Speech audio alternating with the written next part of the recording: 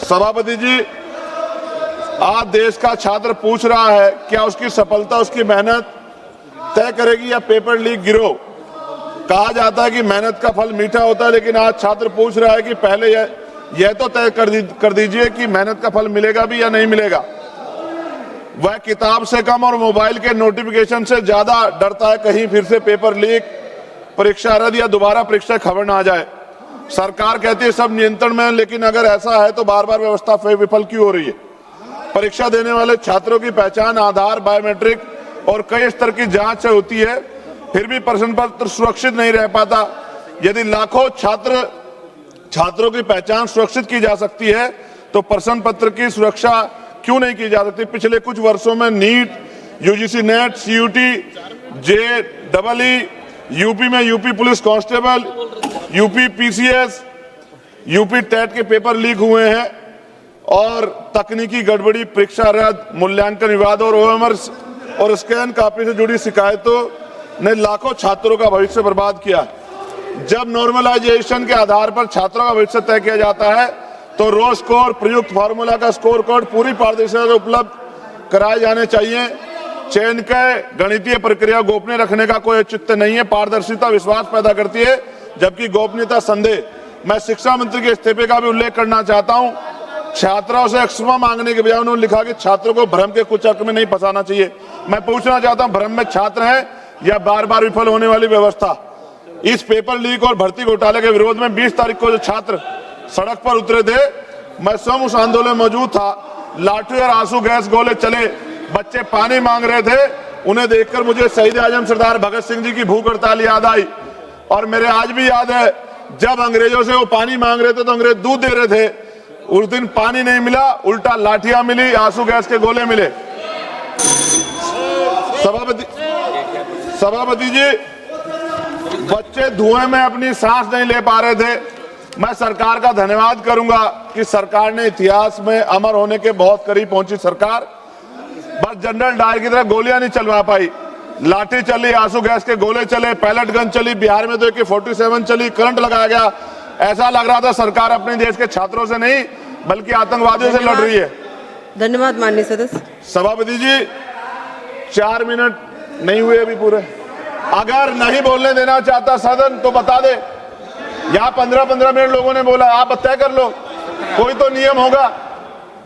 अगर आप मना कर दी तो मैं इनको छोड़ देता हूँ, लेकिन अगर आप पूरी बात रखने देंगे तो कोई बात नहीं। कंप्लीट कर लीजिए। अध्यक्ष जी, मैं स्वयं एक वकील हूं।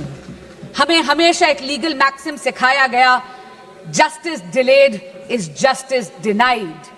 ये यही आत्मा बन गया है इस संशोधन का, और इसके लिए मैं आदरणीय प्रधानमंत्री श्री नरेंद्र मोदी और एनडीए की सरकार को बधाई देती हूं।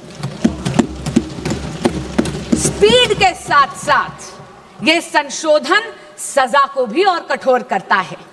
आप ये देखिए कि अगर साधारण अपराधी है तो उसको 10 लाख नहीं 50 लाख का जुर्माना देना पड़ेगा अब, और उसकी सजा भी 3 से 5 वर्ष की बजाय 5 से 10 साल तक बढ़ा दी गई है।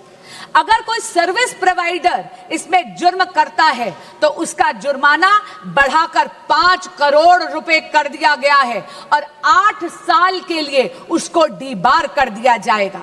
और यही नहीं, अगर कोई क्रिमिनल ऑर्गेनाइजेशन इसमें है, कोई संगठित अपराध इसमें अगर पाया जाता है तो मिनिमम फाइन 10 करोड़ रुपए कर दिया गया है और जेल का टर्म 7 से 10 वर्ष कर दिया गया है। And therefore, Speaker Sir, this amendment protects merit, it preserves fairness and safeguards the dreams of India's youth. It provides for expeditious investigation. It provides for time-bound trial procedures while reinforcing institutional accountability across the entire examination ecosystem.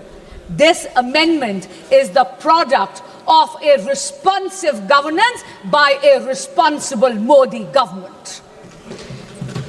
But Speaker Sir, this reform is not in isolation. अध्यक्ष जी, प्रधानमंत्री श्री नरेंद्र मोदी जी तो वो नेता हैं जो youth lead development का मूल मंत्र देते हैं विकसित भारत के संकल्प को सिद्ध करने के लिए। और इसीलिए परीक्षा में चर्चा कर कर उन्होंने अपने व्यक्तिगत समय का निवेश करा है इस देश के युवाओं में। उन्होंने तो ये सुनिश्चित करा है कि हमारे देश का बच्चा एग्जाम वॉरियर से एग्जाम वॉरियर बन जाए। पिछले 12 वर्षों में शिक्षा के क्षेत्र में मोदी सरकार के अथक प्रयासों से रिफॉर्म एक्सप्रेस चल रही है। आप देखिए 12 सालों में अध्यक्ष ji, medical colleges and medical seats have doubled, दुगनी हो गई है उनकी संख्या। यही नहीं, आईआईटीज अब 16 के बजाय बढ़कर 23 हो गई हैं। आईआईएम्स 13 से बढ़कर 21 हो गई हैं। Functioning AIIMS, all India institute of medical sciences अब 7 नहीं, मोदी सरकार के कार्यकाल में 7 से बढ़कर 20 हो गई हैं। यही नहीं, नंबर ऑफ यूनिवर्सिटीज भारत में मोदी जी के कार्यकाल में 60% से ज्यादा हो गई हैं, बढ़ गई हैं। As far as higher education enrollment statistics are concerned, अध्यक्ष जी, 91 लाख एडिशनल स्टूडेंट्स अब हायर एजुकेशन के इंस्टीट्यूट्स में एनरोल करते हैं, जिसमें से 50 लाख महिला स्टूडेंट्स हैं, फीमेल स्टूडेंट्स हैं। और हाँ, एससी स्टूडेंट्स की एनरोलमेंट तो 44% हो गई है। एसटी स्टूडेंट्स की संख्या बढ़कर 65% हो गई है।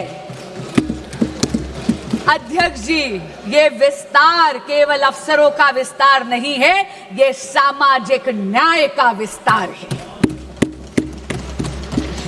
लेकिन मोदी सरकार ने रिफॉर्म्स को केवल इंस्टीट्यूशंस तक सीमित नहीं रखा, डिजिटाइज कर कर यह सुनिश्चित कर दिया कि दीक्षा के माध्यम से एजुकेशन हर बच्चे के मोबाइल फोन तक पहुंच जाए।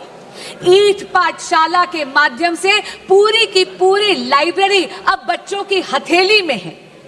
CUET जैसा एडमिशन प्रोसेस के लिए एग्जामिनेशन लाकर एडमिशन प्रोसेस को और ज्यादा पारदर्शी यानी ट्रांसपेरेंट बना दिया।